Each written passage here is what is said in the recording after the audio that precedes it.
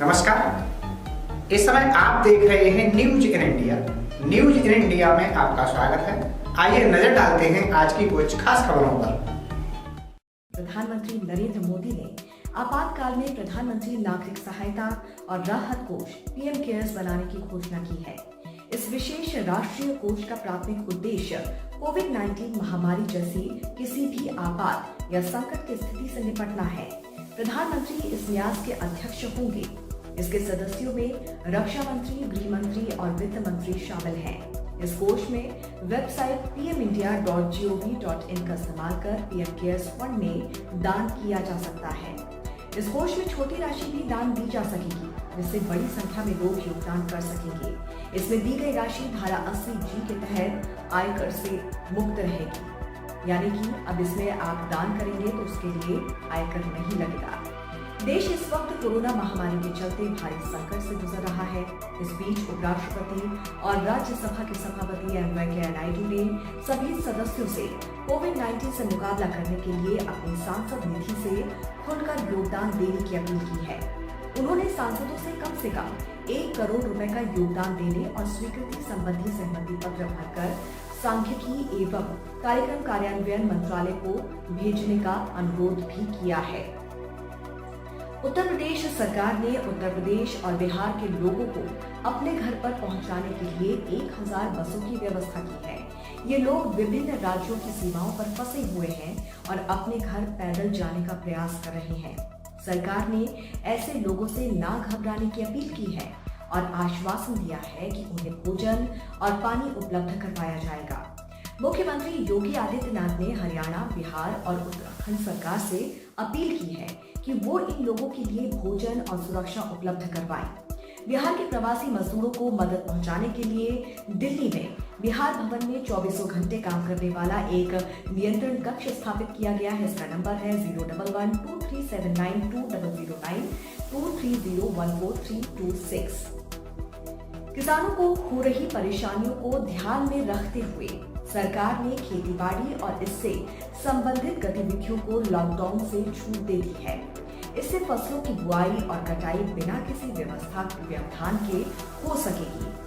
देशव्यापी लॉकडाउन होने के बाद से कृषि मंत्री नरेंद्र सिंह तोमर किसानों की समस्याओं पर लगातार निगाह रखे हुए हैं। उन्हें ये जानकारी मिली है कि किसानों को फसलें समेटने और अनाज को मंडियों तक पहुंचाने में अड़चनें आ सकती हैं। इसीलिए कृषि कार्यों को लॉकडाउन के दायरे से बाहर कर दिया है, जिससे खेतों में खड़ी तैयार फसलों की कटाई संभव हो सकेगी और किसानों की समस्या दूर होगी। देश भर में पिछले 24 घंटे में कोविड-19 के 149 नए मरीजों का पता चला है और रोगियों की कुल संख्या बढ़कर 873 हो गई है। इनमें 19 मरीजों की मौत हो गई है।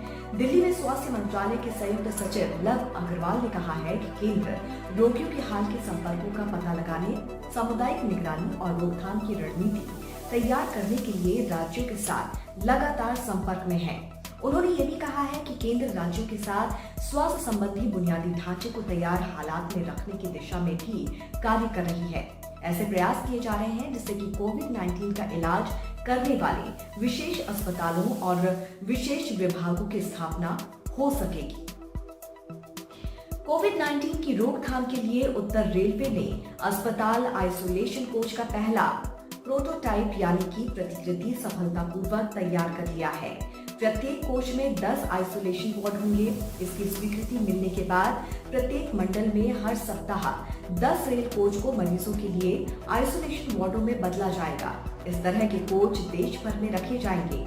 रेलवे में कोविड-19 के बारे में जानकारी देने के लिए 24 घंटे काम करने वाले 2 हेल्पलाइन नंबर 138 और 139 का दायरा बढ़ा दिया है। इससे लोगों को पूर्णबंदी के दौरान जरूरी सुविधाएं दी जा सकेंगी। इटली में रोम और मिलान से लाए गए 481 भारतीयों को दिल्ली में आईटीबीपी छावला केंद्र में रखा है। इसी महीने 2 समूहों में लाए गए इन लोगों की दैनिक निगरानी और जांच की जाएगी। इन्हें 14 दिन तक पृथक रखा जाएगा। दुनिया भर में कोविड-19 से संक्रमित मरीजों की संख्या 6 लाख को पार कर गई है। 2 दिन पहले ही ऐसे रोगियों की संख्या 5 लाख से अधिक थी। ये संख्या आज 6,07,000 से अधिक हो गई है। इस संक्रमण से मरने वालों की संख्या 28,000 को पार कर गई है। अमेरिका में सबसे अधिक लोगों के संक्रमित होने की खबर है। एक अनुमान के अनुसार इटली, स्पेन, चीन, ईरान, फ्रांस में 1,700 लोगों की मृत्यु हुई है। तरक्की कभी ये नहीं पूछती कि आप कहां से आ रहे हो, बस ये पूछती है कि आप कहां जाना चाहते हो। तरक्की कभी ये नहीं पूछती कि आप कौन हो, बस ये पूछती है कि आप क्या बनना चाहते हो। तरक्की आपको कभी नए रास्ते दिखाएगी, तो कभी नए दोस्तों से मिलवाएगी। बस आपको तय करनी है आपके तरक्की की रफ्तार, एक नई सोच और हर रोज कुछ बेहतर करने की प्रेरणा, अपने लिए और अपनों के लिए।